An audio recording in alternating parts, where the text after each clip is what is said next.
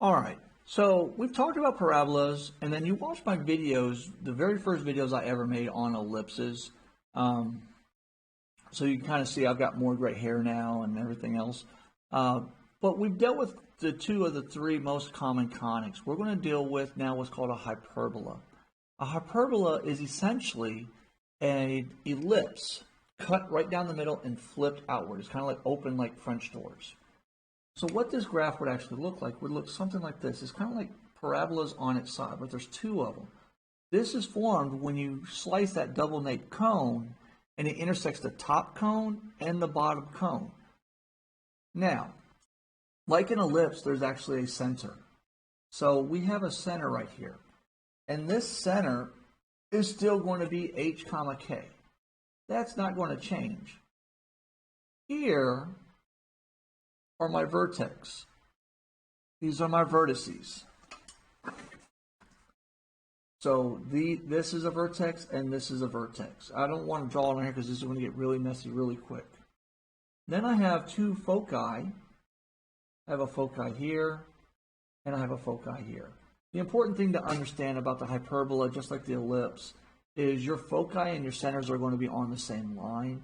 And then you have these vertices all the way, like if this would be a ellipse, it would be flipped around.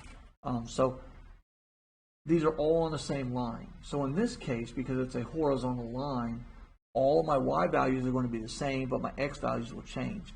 This can also be turned upside down, like up and down.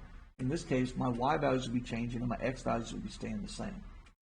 All right, so this is my foci. This right here is a vertex. And this is also a vertex, this is also a foci. I just don't want to label everything. Now here's what's important you need to understand here. The distance between the foci and my center is called a distance c.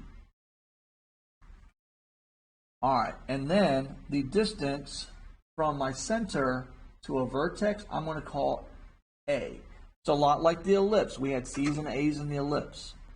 Now my formulas are going to look an awful lot like the ellipse formulas. So I'm going to have one where it's going to be x minus h. Remember, h always goes with this, always goes with the x squared over a squared minus y minus k. K always goes with y squared over b squared equals 1. If you notice, really the only difference between this and a circle is this is now a minus. That's how you'd be able to tell if it's a hyperbola or an ellipse, is this will have a minus in between. Now, your a is always going to be your biggest term. It's going to be whatever comes in front. Well, yeah, it's going to be whatever comes in front. So, in this case, my x is a horizontal. That means everything's going to be horizontal. And then my vertical ones, I'm just going to flip it. Y minus k, k always goes with this, squared over a squared, minus x minus h squared over b squared equals 1. Notice my a's and b's orientation doesn't change. This is still have a minus. That's a hyperbola. Because the y comes first and the y-axis is vertical, that means my hyperbolas are going to be vertical. They're going to open up and down. Here, my hyperbolas are laying down. They're horizontal. That means they're going to open right and they're going to open left. So you have to pay attention to where it's squared. Your first letter is always a. Your second letter is always b in a hyperbola. Now, to find this c distance, we have our good old friend Pythagorean theorem. It is nothing more but c squared equals a squared plus b squared. If you remember with the ellipse, it was c squared equals a squared minus b squared. This one is plus for the hyperbola. All right, here's your general forms. This is everything that you need to be able to solve these hyperbolas. So we're going to dive into some examples now. Hi, I'm Mr. Buzzer, and these videos are supplemental instruction for my students. If you found the video enjoyable, make sure you click the like button and click subscribe, as well as the bell for notifications to receive future videos on high school mathematics.